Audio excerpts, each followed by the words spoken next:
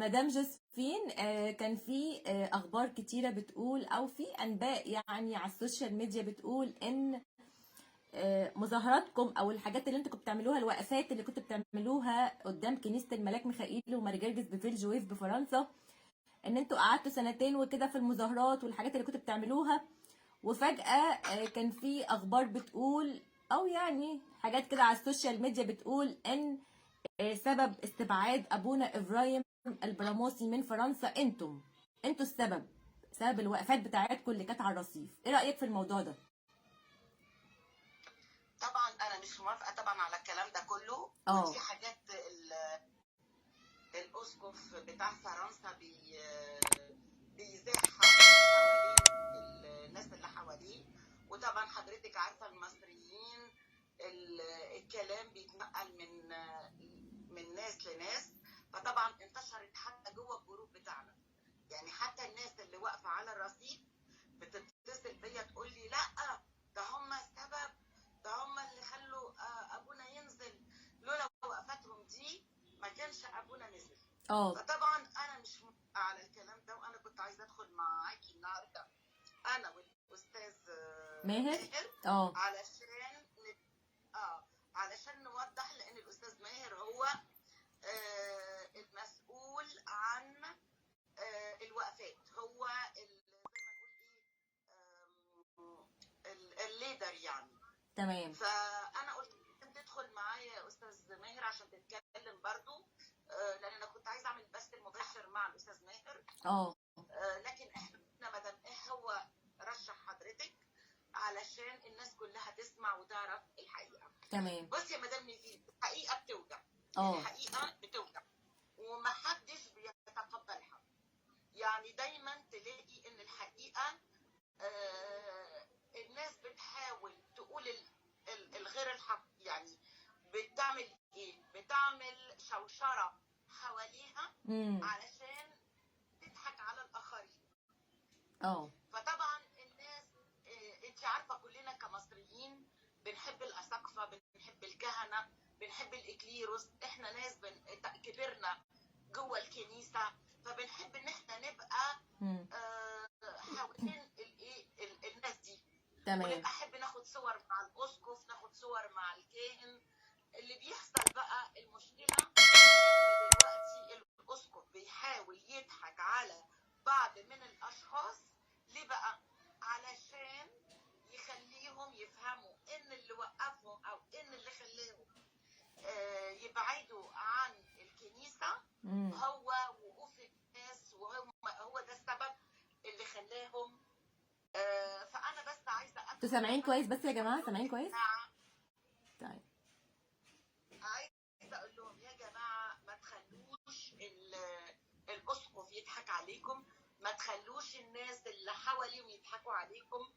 صدقوني صدقوني، مش الناس اللي واقفه المظاهرات هي اللي وقفت ابونا ابراهيم. طبعا كلام مش حقيقي، وانا هثبت لكم بكده، لان هو لما جه اترسم ايوه اترسم اسقف عادي، عام. اترسم اسقف عادي، ما تمام. اترسمش، ما اتجلست توت سويت، يعني ما اتجلست على طول. اه فعمل حاجات كتير جدا، غير اللوائح ومش عارف عمل ايه، ويقول لك ان شاء الله يا رب امشي بكره، بس المهم اغير اللائحه. اه انتوا مش تبع التوادرس، الكنيسه كانت بعيده عن البابا توادرس. كنيسه ايه اللي كانت بعيده عن البابا توادرس؟ وقامت بعدين احنا ايه مالنا ومال البابا توادرس؟ احنا مالنا ومال البطرك اللي موجود؟ احنا كنيسه ارثوذكسيه وتبع الكرسي المرقسي، ان شاء الله يا رب مين يكون قاعد عليه. لكن هم داخلين دلوقتي باسلوب غريب، لازم الحاجه تتكتب باسمه. يعني الانبا ماركت يكتب حاجات باسمه، يشتري حاجات في مصر وهنا ويكتبها باسمه بفلوس الشعب، وبرضه البطرك بيعمل كده في مصر. ودي طبعا حاجه بتخلينا نقول احنا فين، مش هي دي ديانتنا ومش هو ده اللي احنا متعودين عليه. فانا دلوقتي عايزه اقول لاحبائي كل الشعب اللي هنا في الابروشيه بتاعه فرنسا، يا جماعه الوقفات مش هي دي اللي نزلت ابونا ابراهيم. كان كذا مره الانبا مارك يقول لك ده التراب اللي بيمشي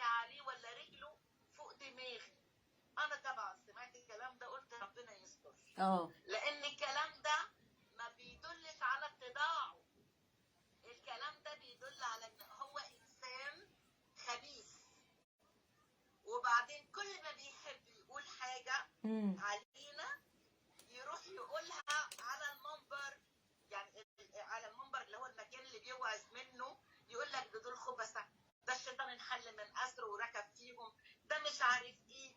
فطبعا احنا فهمناه. لكن في ناس ضعيفه موجوده في الكنيسه مش قادره تفهمه، مش قادره تشوفه على حقيقته. المشكله عندي دلوقتي ايه؟ ايوه. ان هو رجع يضحك على الناس، ويقول لهم، يعني زي مثلا عمل رحله امبارح والناس ركبت معاه المركبه، وماله؟ اخرجوا واتفسحوا وهيصوا، ايه المشكله؟ حتى لو كنتوا في صيام، ايه المشكله؟ ما احنا ناس وعايزين نفرح وعايزين نتبسط وعايزين نخرج. معنى ان احنا صايمين معنى ان احنا نبقى زي الرهبان ونبقى ماسكين وقاعدين في الدير ولا في بيوتنا ونعيط ونقعد نصلي ونعمل. لا لا لا لا لا لا، مفيش ده. يعني يا مدام جوزفين، هي بس فترة الصوم بتبقى في بس اوقات للصلاة كتير شوية، في اوقات في خلوات كتير شوية، فالرهبان ما بيعيطوش ولا حاجة، هي انسحاق في الصلاة وبيعملوا خلوات مع نفسهم. فالرهبان بتبقى يعني احنا اصلا عايشين بصلاة الرهبان دي اصلا، يعني احنا عايشين بصلاتهم. هي الفكرة اللي هم الكوريكت، اللي هم مش الايام دي. دلوقتي في رهبان، يعني مش عايزه اتكلم، انا مش داخله عشان اغلط في اي حد. طب تمام. انا بس عايزه اقول لكم يا جماعه ان هو بيحط فكر غلط في دماغ الناس وبيضحك عليهم. يعني زي مثلا عيلتين طلبوا منه، قالوا له لو سمحت رجع لنا ابونا ابراهيم. فقال لهم طيب يا ولاد ما فيش مشاكل، صلوا. الناس يا عيني صدقوا كلامه ان هو عايز يرجع. يعني يا جماعه افتحوا دماغاتكم ارجوكم. واحد مشى ابونا باسلوب غير لائق، اسلوب غير مسيحي، اسلوب يعني ألم الشعب. واحد قعد يعمل تخطيط علشان يخليه يسيب مجلس الكنيسة، خلى ناس تانية تمضي مكانه مضته وتصور. عاوز ياخد فلوس الكنيسة عشان يشتري بيها مطرانية قبل ما يتجوز. عمل حاجات كتير غير قانونية ما تمشيش. حتى الأنبا كرولوس أنا أفتكر إنه طلع اللي هو الله ينيح روحه بتاع جيلانو، وقال إيه؟ الأنبا كرولوس. قال إزاي ده أسقف عام أيوه ويشتري حاجة؟ إزاي؟ ما بتحصلش. اللي عمله لما نيجي نقول ان ابوه هو اللي قاعد على الكرسي المرقصي فبيخليه يعمل اللي هو عايزه. وانا عرفت بقى امبارح السر اللي مخلي البطرك قافل عينه عن اي حاجه بيعملها مارك الانبا مارك وخليه ساكت. بس كانت صدمه بالنسبه لي كبيره، ومش هقدر طبعا اقول ايه هو السبب، لان ده هكسر في عصمه الكرسي المرقصي وما اقدرش اتكلم. وناس كتير بيقولوا لي انهم عارفين، وانا امبارح بس اللي عرفت. طبعا ماسك له فيلا يعني محدش يقدر يتصورها. على العموم نقول استر يا ابو مقار. هو دلوقتي جاي وبيقول للناس اللي على الرصيف هم السبب في نزول ابونا ابراهيم. واحده اتصلت بيا النهارده، انا داخله النهارده لازم الموضوع ده ينفجر، لان فعلا انا تعبانه من ان الناس اللي كانوا واقفين معانا وكانوا واثقين في ان اللي عملوا الانبا مارك ده غلط، جايين دلوقتي يقولوا العكس. عيلتين طلبوا منه، قالوا له لو سمحت رجع لنا ابونا ابراهيم. فقال لهم طيب يا ولاد ما فيش مشاكل، صلوا. الناس يا عيني صدقوا كلامه ان هو عايز يرجع. يعني يا جماعه افتحوا دماغاتكم ارجوكم.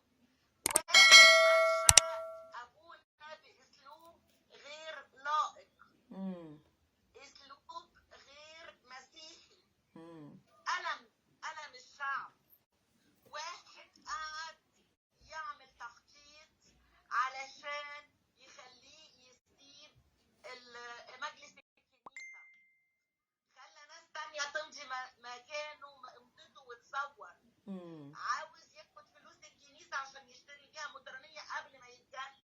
ياه. عمل حاجات كتير غير قانونيه ما تمشيش. حتى الانبا كرولوس انا افتكر انه طلع اللي هو الله ينيح روحه بتاع جيلانو وقال ايه؟ الانبا كرولوس. قال ازاي ده اسقف عام ايوه ويشتري حاجه؟ ازاي؟ ما بتحصلش. على العموم اللي عمله لما نيجي نقول ان سبب في نزول ابونا فراي. واحده اتصلت بيا النهارده، انا داخله النهارده لازم الموضوع ده ينفجر، لان فعلا انا تعبانه من ان الناس اللي كانوا واقفين معانا وكانوا واثقين في ان اللي عملوا الانبا مارك ده غلط، جايين دلوقتي يقولوا العكس. يعني مش شربوا بقى شاي بالياسمين، ده اتمسح دماغهم، اتمسح دماغهم مسحه كامله يا مدام نيفين. تيجي تقول لي ايه بقى السيده المحترمه اللي كلمتني؟ انت عماله بتعملي فيديوهات وقعدت بقى تطلع فيا. قلت لها بقول لك ايه، انا فاتحه القناه دي عشان اقول كلمه الحق. وزي ما ابتديت قلت لحضرتك كلمه الحق بتحرق ناس كتير. فانا قلت لها يا اختي، انا مالكيش دعوه، لو مش عاجبك فيديوهات دي ما تشوفيهاش. تمام. المهم جايه بتقول لي طيب لو الانبا مارك رجع ابونا برايم انت هتقولي له باردون، يعني تقولي له سامحني؟ فانا قلت لها السؤال ده غريب قوي. يعني ايه اقول له سامحني؟ يعني اقول له سامحني على ايه ولا ايه؟ اقول له سامحني علشان قعدني 2.5 سنين في البرد والحر والتلج والمطر، بهدلني روحيا وجسديا.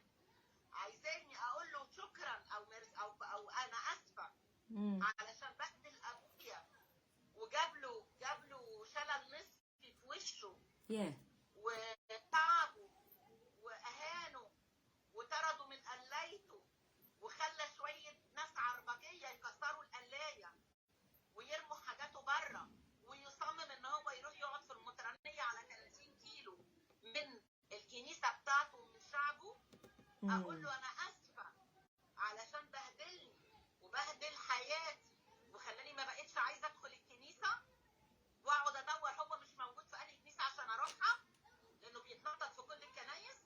ما طبعا مش الاسقف ويروح اي حته هو عايزها.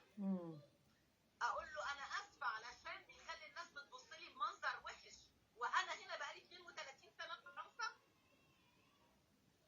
وانا ما بيهمنيش وهو عارف ان انا ما بيهمنيش، وعايزني اقول له اسفه علشان موت ابويا جرجس بالحسره. ده دخل ابونا جرجس ما كانش بيدخل الانعاش. ما كانش بيدخل الانعاش. ليه بقى؟ دخل الانعاش عليه بسبب الضغط والذل والاهانه. معقوله؟ بتاعه الانبا، مع ان ابونا جرجس لوقا محبوب جدا، محبوب جدا من شعبه. الموضوع ده لا، ما ده انا عندي الموضوع ده. طيب ماشي تمام. اقول له اسفه علشان كسر العائلات، اقول له اسفه عشان بهدلنا وبهدل ما بين الام واولادها وما بين الاولاد وامهم. اقول له اسفه على ايه ولا على ايه ولا على ايه؟ فدلوقتي انا داخله عشان اقول لها حرام عليكي ان يمسح دماغك، حرام عليكي ان يمسح دماغ كل واحد وواحده. كفايه بقى. ازاي يدخل ويمسك الجسد ودم الرب ويخرج يقطع ما بيننا، يقطع ما بين الرعيه؟ ازاي؟ انا مش فاهمه. ده مخلوق من انهي نوعيه؟ ده هو غلب الشيطان. يعني انا مش قادره اتصور اللي بيحصل. وبعدين يقعد كانه ملاك في القداس وهو بيصلي. حرام عليك يا اخي، حرام عليك، تعبتنا وتعبت حياتنا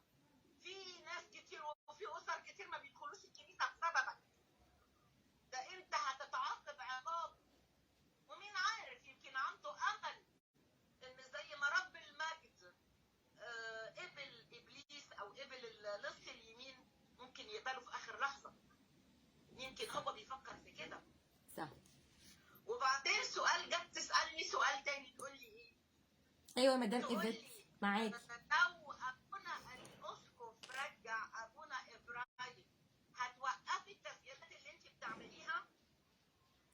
ايوه، ايه اللي دخل، ايه دخل عايزاك ترد التسجيلات عليا. برضو؟ ايه ده، ايه دخل التسجيلات اللي انت بتعمليها في الموضوع؟ ما اللي بيتكلم بيتكلم، ايه المشكله عندهم؟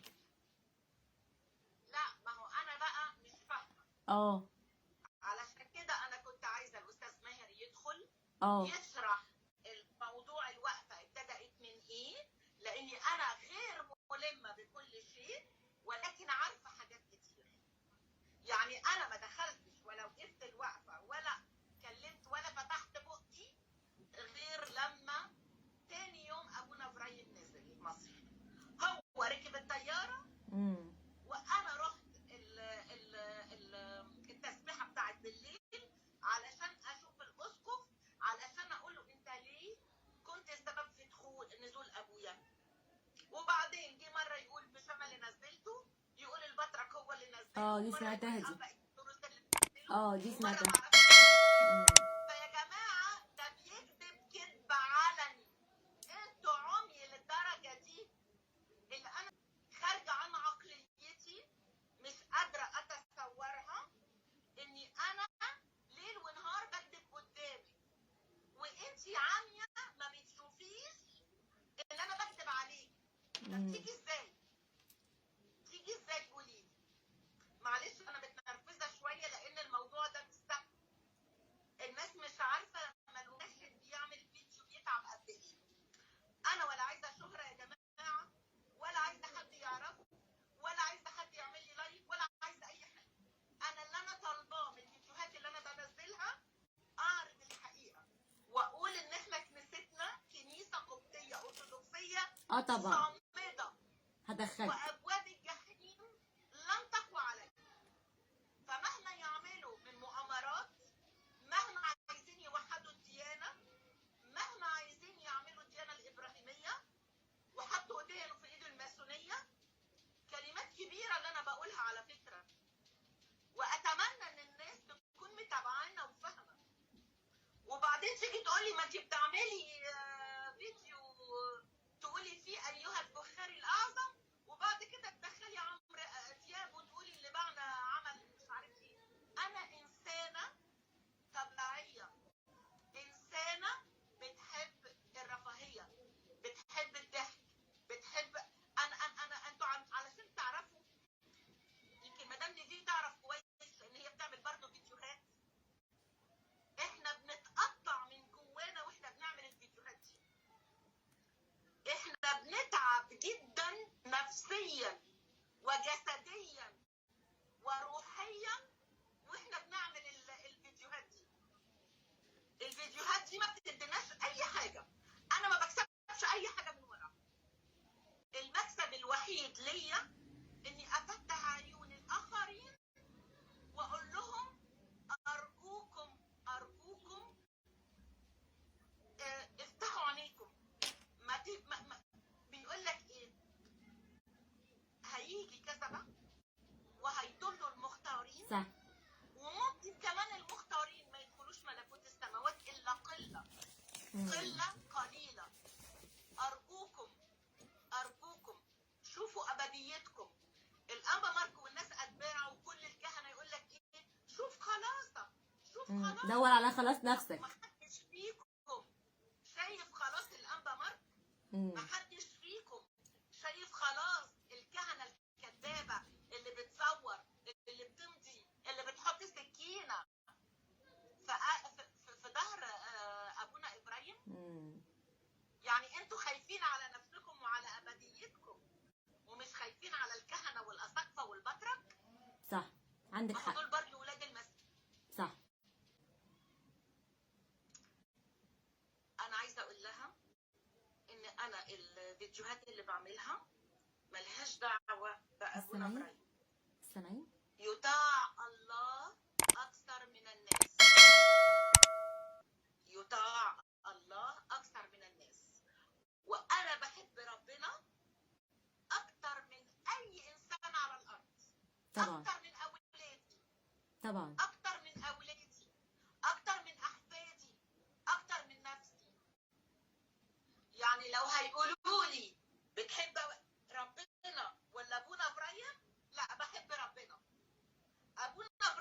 هيجي بعد ربنا. تمام، صح كده. فانا اسفه، اللي يقول لك من ينكرني امام الناس انكره امام ابي الذي في السماوات. فانا ما اتربيتش على في كنيسه ارثوذكسيه ومحبه، وعلى ليا اساسياتي وليا مبادئي. انا زي كل الناس، ليا ضعفاتي وليا تعبي وليا المي وليا فرفشتي. انا ممكن ابكي واعيط في نفس الوقت، انا من الناس دي. لكن عند كلمه الحق لازم طبعا اقف واقول لا، ما ينفعش طبعا. ولا يحق لك. امم زي ما يوحنا قال لهيرودس لا يحق لك. انا برضو لما اشوف الاسقف يغلط ويطلع يقول ان احنا في ارض العقوبه، اقول له انت كده بتلغي الفدا، يبقى لا يحق لك.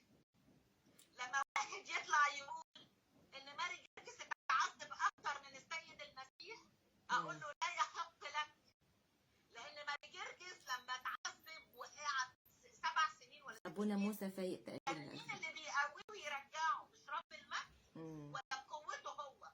امم هم يا ماما عايزين يقللوا من مقدرة ربنا ويعلوا من الإنسان علشان يعملوا تأليه الإنسان. تأليه الانسان، صح صح. انتوا بس مش واخدين بالكم، هو بس مش هتيجي بس في موضوع التواريخ وعيد البشارة بدل الجمعة العظيمة ولا جمعة ختام الصوم.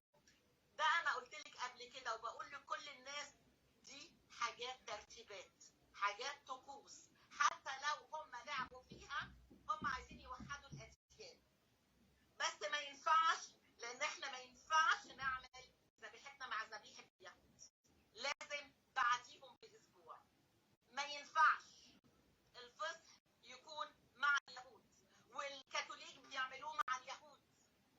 إذا كان الأنبا رفائيل أو الأنبا بنيامين باعوا القضية، احنا مش هنبيعها، والشعب المسيحي مش هيبيعها، واحنا فاهمين انتوا اللي بتعملوا ايه. لأن بعد كده هيجي على موضوع ايه؟ تأليه الإنسان. صح. ربنا ده ما خلاص ما خلاص بقى يعني. وبعدين البطرك بيجي على عصمة البابا، عايز يبقى زي بابا الفاتيكان.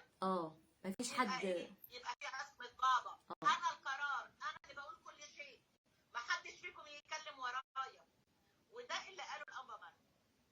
الانبا مارك جاي بخطة بأجندة علشان الدين المزيف اللي بيقول عليه الدين الموحد. مش دين موحد، ده بيضحك على الناس، بيضحك على الكاثوليك والارثوذكس والبروتستانت ومش عارفه كل دول. احنا مسيحنا واحد، لكن الايمان بتاعنا مش واحد.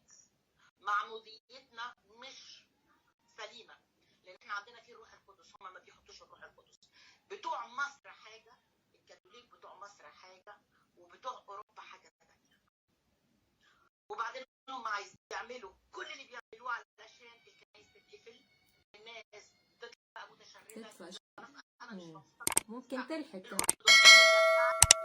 اروح البروتستانت دول بيغنوا، دول بيفرحوا، دول بيرقصوا لما تعملوا. طب حلو خالص، يبقى كده كسروا الاساسيات وهنمشي تبع الدين الابراهيمي، وربنا بقى يسلمها بسلام علينا. فانا مش هوقف الفيديوهات. وروحي قولي للأنبا مارك انا مش هوقف الفيديوهات لو ابونا ابراهيم رجع، لان عايزه برضه اقول كلمه نهائيه. ابونا ابراهيم يرجع بمعجزه الهيه، صح. ولا بطرك هيرجعه، لا، ولا الاب مارك هيرجعه، ولا بني ادم هيرجعه. ان كل الجميع هو فسدوا. فسامحوني، انا حبيت اوصل الرساله دي. انا اسفه ان الاستاذ ماهر ما دخلش. يا ريت بعد ما تخلصي معايا يا مدام تكلمي استاذ ماهر، تخليه يشارك اسلوب وقفنا ليه؟ وقفنا ليه؟ تمام. ازاي هو حضرتك وقفت ليه؟ حاضر. الناس في البدايه خاطر اداريه. اداريه. بعد كده انا من الناس نزلت بعد ما ابراهيم نزل بطريقه غير لائقه. على كلمة مم. وهو في ربنا وما ننساه. واللي عمل التسريب كان في فيينا، انا سمعت وعلقت عليه، طلعت حلقه عن الموضوع ده، وانا رايي مش اتغير. راجل قاعد على كرسي ماري مرقس كان المفروض ان هو في مصر يقف ويقول كده البابا بتاع الاقباط القبط الارثوذكس، واحنا قررنا، احنا سالوا مجمع او هو ان راهب رجع وخلاص كده. يجي بعد سنتين ونص مم. يروح فيينا اجازات عشان كل الناس طالعه اجازات اه مش موجوده، ويصوروا فيديو. وبعدين يسرب فيديو، مم. يسرب فيديو مم. يقول فيه ايه بقى؟